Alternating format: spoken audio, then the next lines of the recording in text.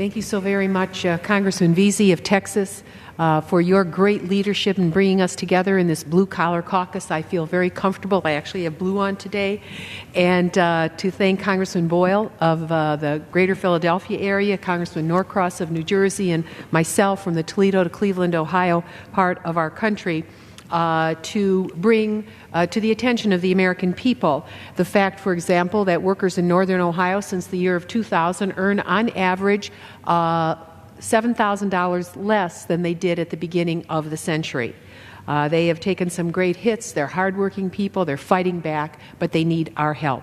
And in the last 3 weeks, if we take a look at President Trump's term thus far, we begin to see the real Donald at work, if I might quote one of the news media.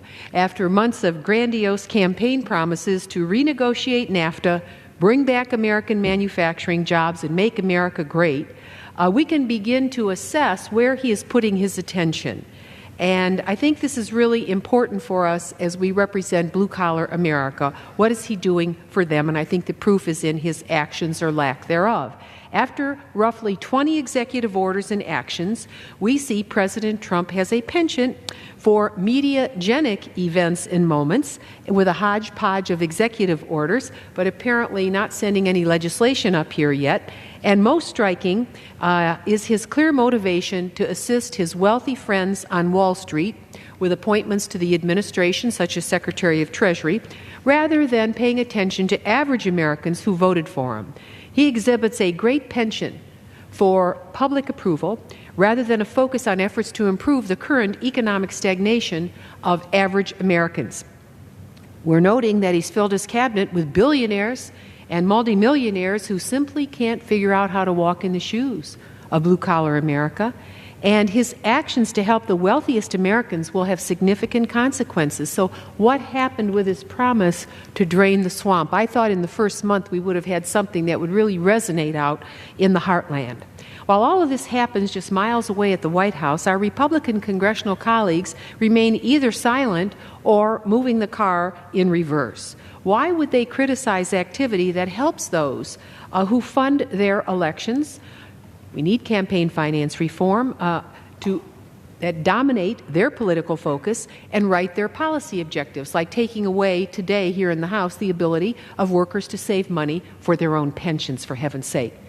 In Trump's first days, he took action to roll back the financial reform bill called Dodd-Frank and try to eliminate protections for seniors as they seek retirement investment advice. We know there are a lot of sharks out there in the financial waters. Why wouldn't you want to help the American people rather than hurt them more? He did nothing to address the trade issues, which are in his power to do on day one, and propelled his victory through our part of the country. I know my colleagues come from Texas and Pennsylvania, New Jersey, me being from Ohio. It was actually the Midwestern states that lifted this president to victory, and he hasn't declared China as a currency manipulator. He could have done that already. He had no elimination of the Buy America waiver, which affords access to U.S. government contracts for all firms and goods from 45 World Trade Organization nations and 16 additional U.S. free trade agreements that exist. Not a word about that. No NAFTA renegotiation. He could have pulled the plug on that on day one. Nothing. Where's the negotiating team in place to take care of what NAFTA has done to the people of the heartland and our country in general? What will President Trump do for ongoing negotiations he inherited on the U.S.-China Bilateral Investment Treaty, the Trade and Services Agreement, the Transatlantic Trade and Investment Partnership? Will he put American workers, global workers, and environmental concerns at the forefront of negotiations, or will he continue to allow corporate and wealthy financial interests to dominate and run roughshod over workers and communities?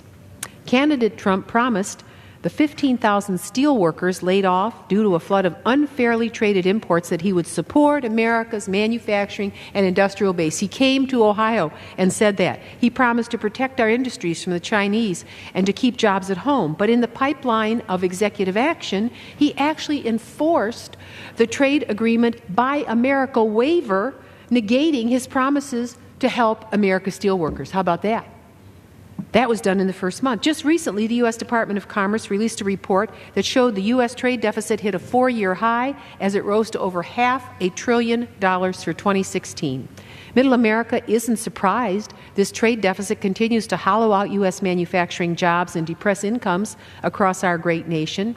Reducing our trade deficit should be a top priority for the new administration. I hope the President puts a big scoreboard in front of the White House on his progress on this front. It would do wonders to fix the economy for working Americans if we balanced that trade deficit.